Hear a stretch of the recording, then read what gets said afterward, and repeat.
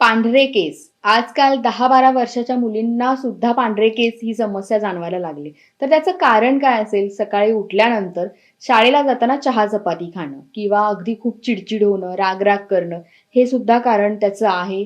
किंवा चेहऱ्यावर पिंपल्स येणं, म्हणजेच उष्णता जास्त वाढणं. अगदी अनेक कारणं असतात मुलींना कमी वयापासून केस पांढरे होण्यासाठी. आणि याच्यासाठी साधा सोप्पा घरगुती उपाय म्हटलं तर आवळा चूर्ण घ्यायचंय. आवळा चूर्ण गाईचं तूप किंवा खोबरेल तेल असेल त्याच्यामध्ये त्याला भाजायचंय. अगदी काळं होईपर्यंत हे भाजायचंय. छान भाजल्यानंतर याला पाण्यामध्ये भिजवत ठेवायचंय आणि हे भिजलेलं जे आहे ते केसाला लावायचंय. अगदी 20 मिनिटं तुम्ही केसाला लावून ठेवलत, की नंतर तुम्ही शॅम्पू करा. हा शॅम्पू मात्र आयुर्वेदिक वापरा. मोस्टली आयुर्वेदिक शॅम्पू वापरा. म्हणजे केसांची निगा ही चांगल्या प्रकारे ठेवली जाते आणि याच्यासाठी तुम्ही तोडकर संजीवनीचा व्हिटॅमिन B5 हा शॅम्पू सुद्धा वापरू शकता किंवा कोणताही आयुर्वेदिक मोस्टली शॅम्पू वापरा. त्याने केस वॉश करून टाका. हे असं जर तुम्ही सतत करत असाल तर पांढरे केस हे काळे व्हायला देखील मदत होते.